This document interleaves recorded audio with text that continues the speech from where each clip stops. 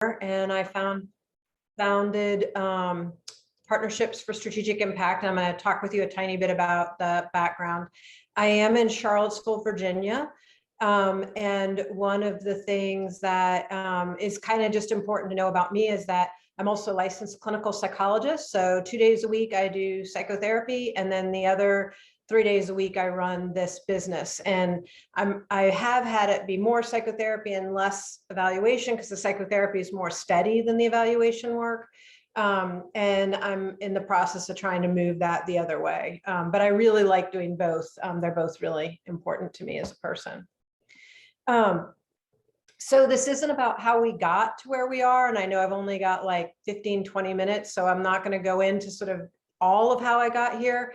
But I will say that my first job out of grad school, I was this resident social scientist for our local Commission on Children and Families. And that's where I first started working with nonprofits around creating more equitable and family-driven service systems for the kids in Charlottesville and Albemarle. And I didn't know it at the time, but I was doing program evaluation, and just basically because it made sense. Like, let's gather information about what people think, and then let's make changes based on that.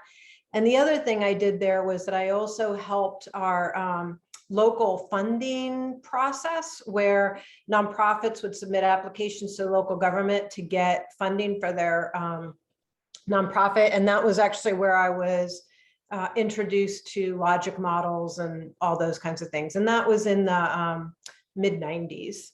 Well, actually, that I started grad school in the mid 90s. That was in the very early 2000s. Then I went and I worked at UVA, has a Center for Positive Youth Development, and I was hired there to be the associate director and create a center for program evaluation and community consultation inside the research center. And that was fabulous. I loved that work. Interestingly, I didn't even know program evaluation was like a field when I started that, but I had been doing that work. So the first thing I did was take some online classes and then audit a class in the School of Education. And I was like, oh, I get this. This is what I've been doing. I've just been doing longitudinal developmental research, and the language is different and the processes are different, but I figured it out. But the university wasn't really set up to house an independent evaluation firm as much as we wanted to have that be part of the center. So I wanted to live in Charlottesville. I had a house and kids. My husband had a business, but there were not a lot of opportunities for me to do evaluation. So I went out on my own and started Partnerships for Strategic Impact in 2013. But I always referred to myself as a reluctant entrepreneur. I didn't enter into it thinking that I wanted to like have a business. I entered into it because I needed to get paid and I wanted to live in Charlottesville. So what I ended up doing was evolving all the work I'd been doing for the 10 years prior, and offered basically what I imagine a lot of you guys offer. I called it soup to nuts nonprofit coaching or consulting. I did program design, needs assessments, evaluation, strategic planning, all sort of data driven. And I created a process that I trademarked called strategic impact mapping, which is basically starts with something called a strategic impact map, which merges logic models and theories of change, translates the language into something nonprofits can use, and then uses that to do all these other things, be able to assess and improve performance and do program evaluation and guide strategic planning. So I did that for a while. I've been very isolated though. I provide, my only lead generator was providing group training to nonprofits and word of mouth. I never built professional connections as a strategy, again, because I didn't go into it really thinking of myself as a businesswoman. I went into it thinking I need to get paid for something I enjoy doing. I had no presence on social media. I had a LinkedIn profile because I felt like I needed to have that like a resume online, but I didn't even know how to use it. It was very confusing to me. And I had a strict no posting, no liking policy. Like I didn't want to get drawn in. It made me feel very uncomfortable. And I kept no client list and no mailing lists, and I worked all the time.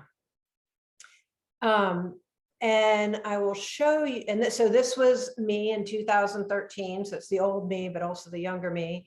And I think I did a lot of what, like I said, a lot of independent consultants do. I tried to talk to people about how I could help them with their data and their strategic planning. And, my big selling point was that, I want you to be independent. I'm not trying to be permanent. I want to resource you. And so, that's kind of how I marketed myself. And this has been my website. It's still up. It needs a revamp, but I've been working on this other thing, which I'll show you in a minute. So fairly quickly, I realized that I was going to have to scale in order to be sustainable, because at some point I was just going to run out of people who had heard of me, right? Because I was just doing word of mouth and I was just doing trainings in my community. So there was no way for me to get out into the world. And then I'm 50 and a social media holdout. And so I didn't even really understand how to use it or what was going to happen with that.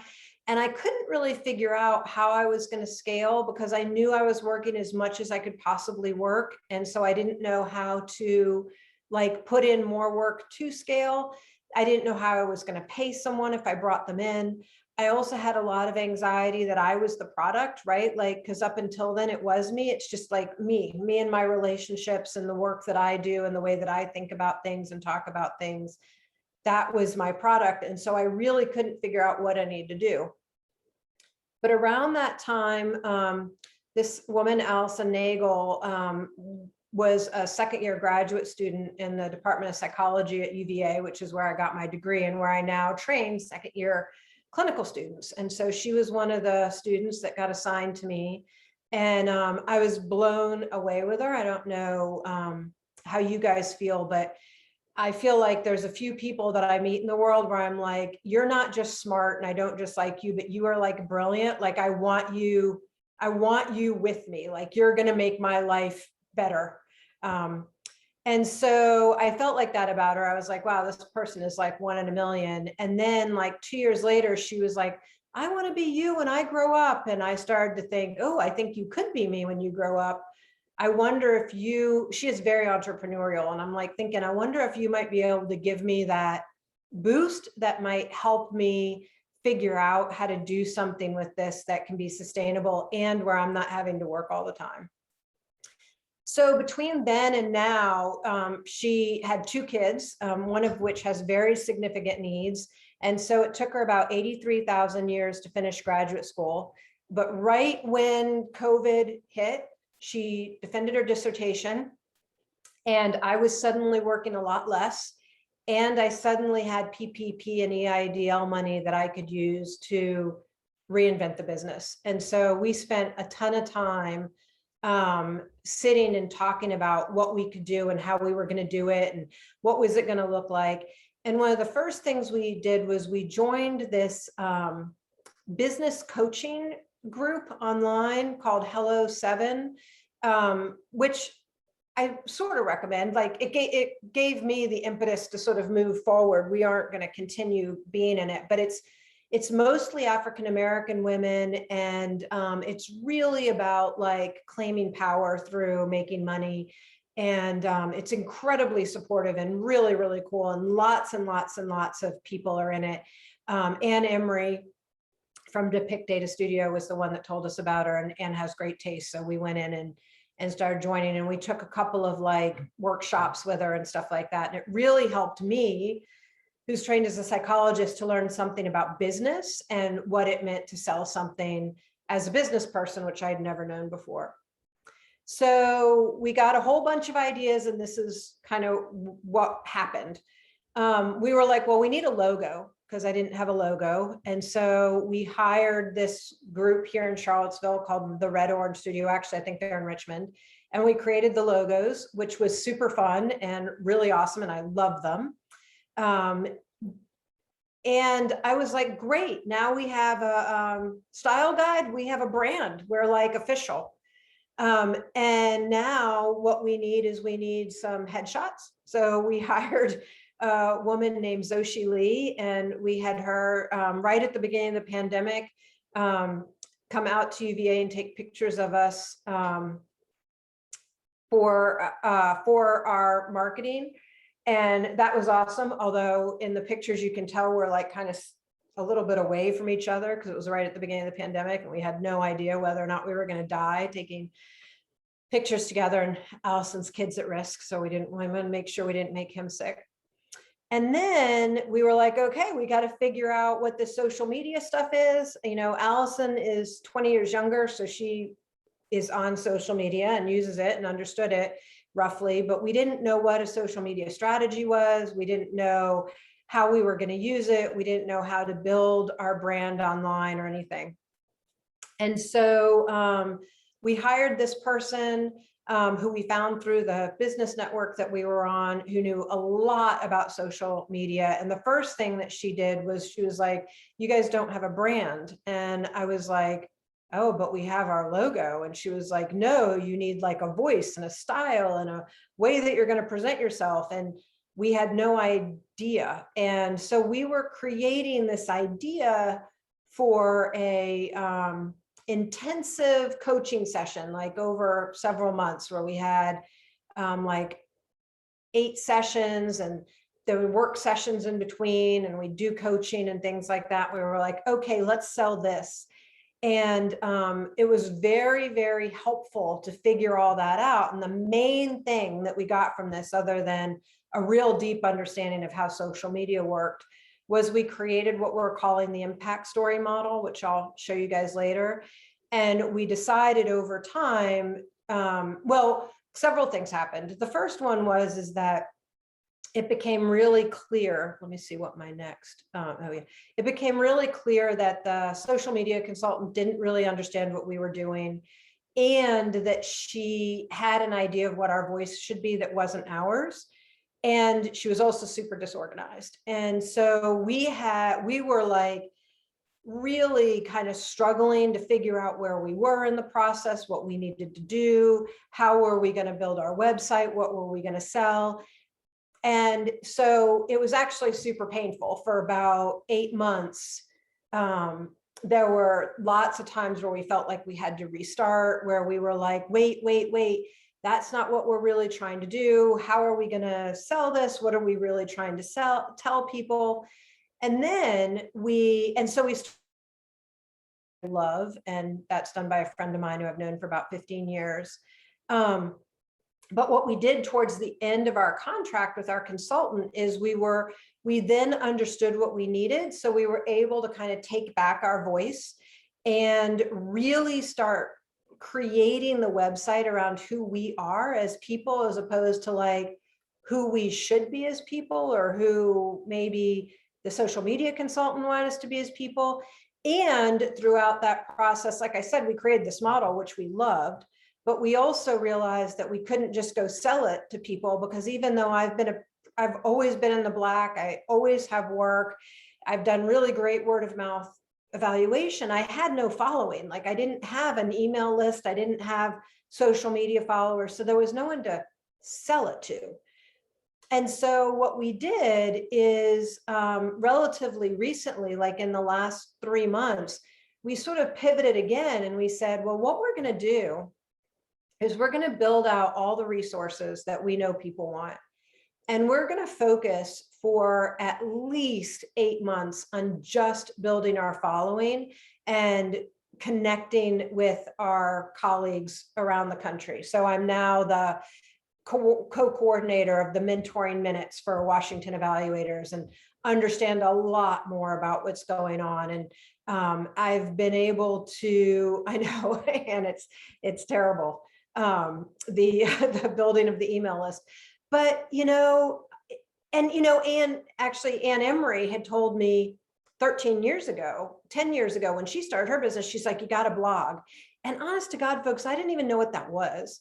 Like, I was like, why would I type things onto a website? Like I just couldn't wrap my brain around what. Now this was also, only about maybe 5 years after the iPhone came out. So it wasn't like I was that far behind, but I never caught up.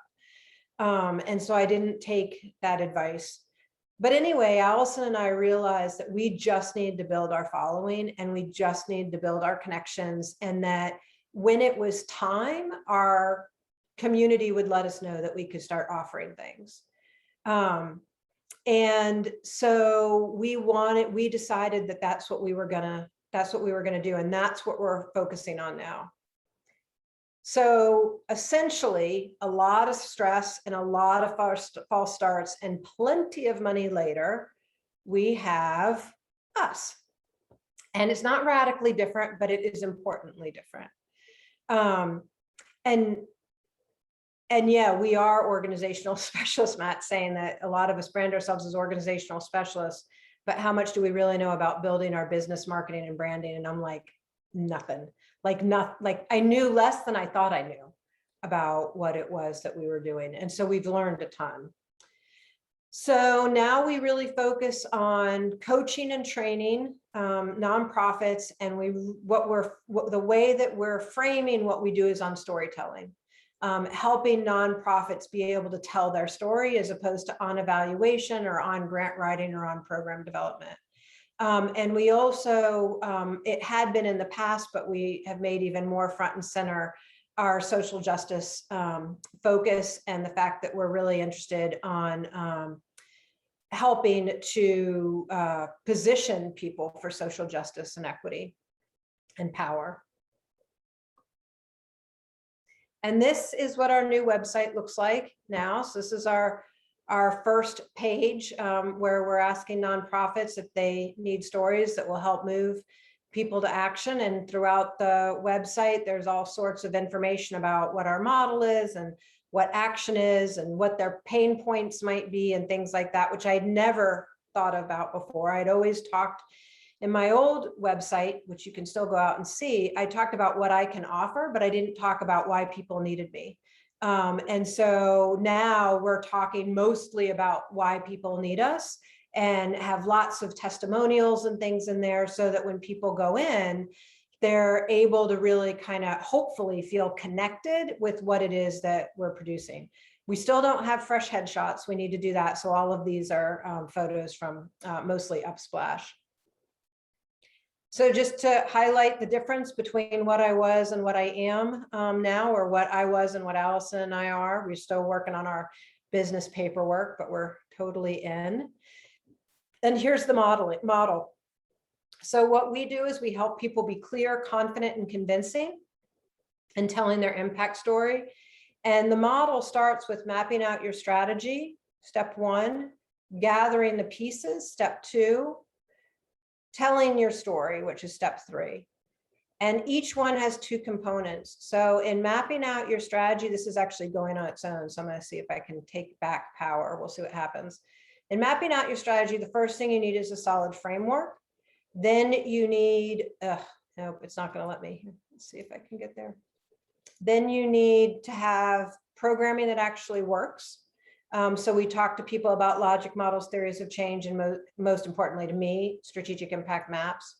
We talk to people about what it means to have evidence-based programming, and more importantly, what it means to have evidence-informed programming, because that's what most people do, and then how to tell the story about why your program should work. We talk to people about creating smart surveys that focus on knowledge, skills, abilities, confidence, and motivation for change, and not trying to do everything or be a, I'll just let it sit, or be a researcher. So one of the analogies that we've been talking about and putting in a lot of our messaging is that nonprofits are practitioners. They're like doctors. And as a practitioner or a doctor, their job is not to research and know whether or not their intervention works, but their job is to deliver interventions that they know work and then make sure people get better. And the scientists are the ones that figure out what programs actually work. Okay, now this is just frustrating. So we talk to people about having their surveys checking in on whether or not people are getting what they should be getting, like a doctor checks in and makes sure you're getting better. We focus on data analysis that focuses on counts and percentages and about 6 Excel formulas that most nonprofits can use for analyzing their data. We draw heavily from Anne Emery and also from some of her other colleagues in Powerful Data Viz. And then we talk about the importance, and I lean into Brent Dyke's work a lot on this, the importance of masterful storytelling, where you're weaving data and testimonials together in order to be able to tell the story that like really pulls on people's hearts, but also gives them confidence that you're doing what you're saying you're doing. And we have a little 2-page download that people can get online or through these QR codes. So what we do now is we focus only on small and medium-sized nonprofits, which I define as being between $500,000 and $3 million.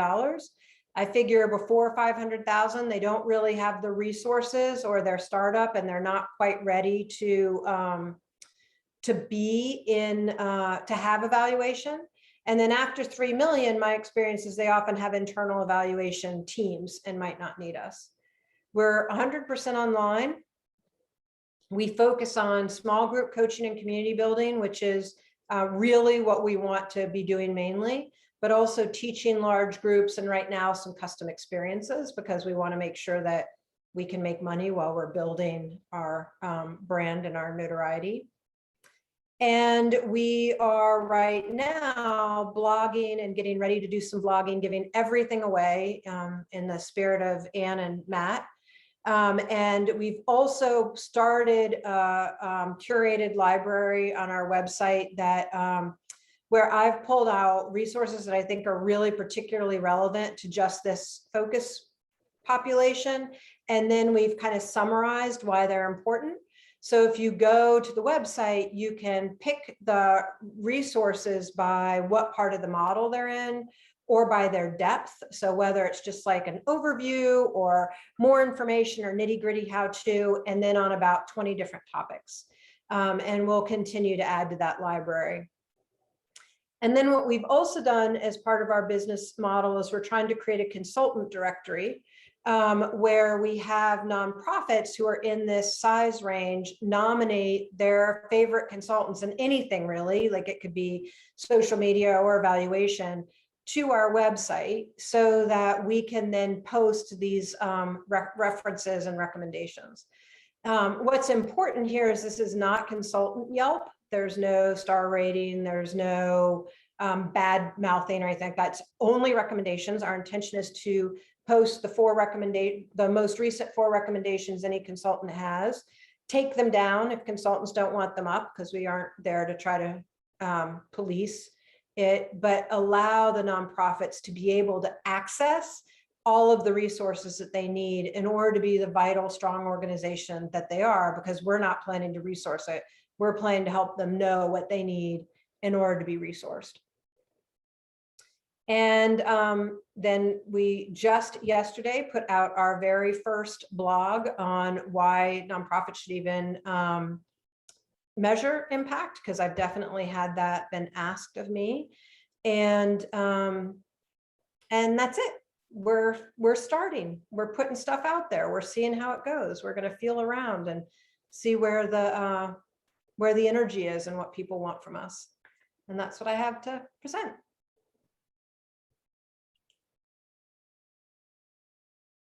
Thank you. Yeah.